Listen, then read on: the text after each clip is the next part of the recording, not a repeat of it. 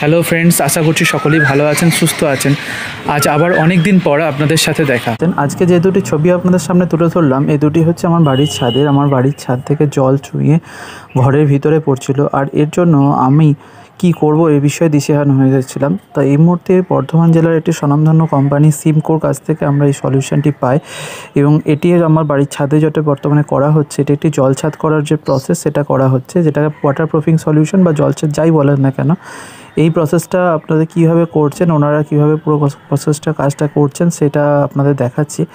দেখুন, ওনারা বলছেন যে এইটা করলে নাকি জল ছাদে যে করতে হয় আমাদের ট্র্যাডিশনাল ওয়েতে, সেটা করতে হবে না। তার বদলে এটা করলে আপনার জল পড়া বন্ধ হয়ে যাবে, এবং তার সাথে সাথে এই ছাদের ওপরেতেই আপনি মাটি ফেলে রুফটপ গার্ডেনিংয়ের যে প্রসেস সেটাও করতে পারবেন। তো কীভাবে ওনারা কাজটা করছেন পরপর স্টেপ বাই স্টেপ দেখতে থাকুন, তার সাথে সাথে আপনারাও রয়েছি। আর যদি ভালো লাগে তাহলে নিচে দেওয়া যে কন্ট্যাক্ট নম্বর থাকবে, সেই কন্ট্যাক্ট নম্বরে আপনারা কন্ট্যাক্ট করে ওনাদের সাথে যোগাযোগ করতে পারেন।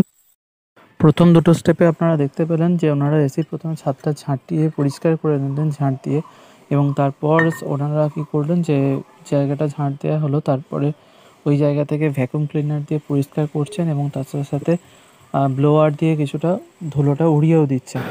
এবং তারপর এখন দেখতে পাচ্ছেন, দেখুন ব্লোয়ার দিয়ে যে ধুলোটা উড়িয়ে দিচ্ছেন, এরপরে আরও ভালো মতো পরিষ্কার করে নেওয়া হলো। এবং এইটা এখন বর্তমানে ছাদের পরিষ্কার করে নেওয়ার পর যে লুক সেটা আপনাদের দেখাচ্ছি।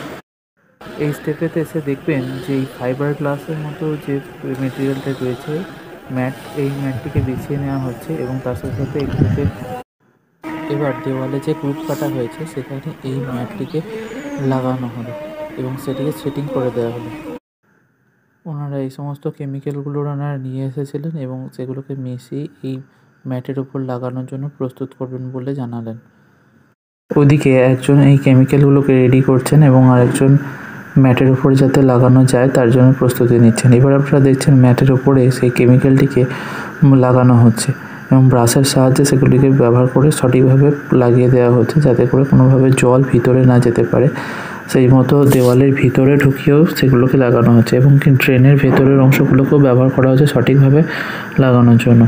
এবং দেখতে পাচ্ছেন আপনারা প্রায় অনেক অংশই হয়ে গিয়েছে।